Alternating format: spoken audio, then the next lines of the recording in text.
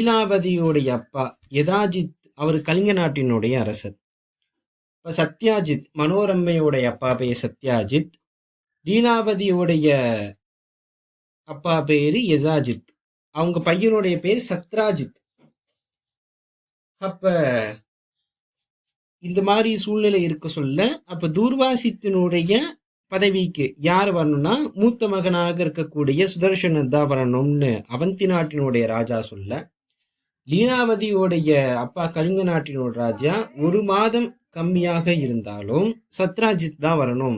சுதர்சனை விட சத்ராஜித் ரொம்பவும் பலசாலி புத்திசாலின்னு சொல்றாரு. அப்புறம் யுத்தம், அவந்தி நாட்டினுடைய ராஜாவும் கலிங்க நாட்டினுடைய ராஜாவும் யுத்தம் பண்ணி கலிங்க நாட்டினுடைய ராஜா அவந்தி நாட்டினுடைய ராஜா மனோரமையுடைய அப்பாவை வீழ்த்திட்டு சத்ராஜித்துக்கு பட்டம் சூட்டி அவர் சின்ன பையனால யதாஜித்தினுடைய தலைமையில அங்க ராஜ்யம் அடுத்து நகர ஆரம்பிக்குது.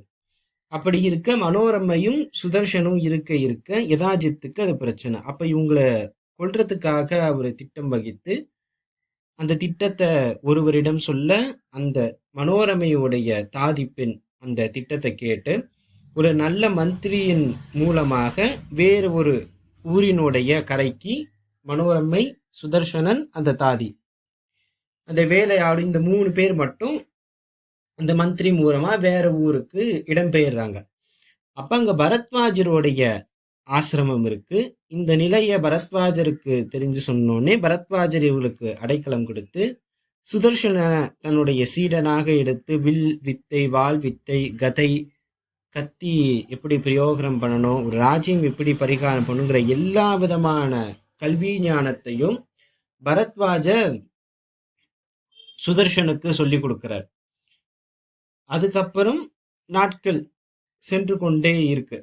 அப்ப அங்க இருக்கிற ரிஷிகுமார்கள் சுதர்சனனை கிளீவனே, அதாவது திருடன் அர்த்தம்,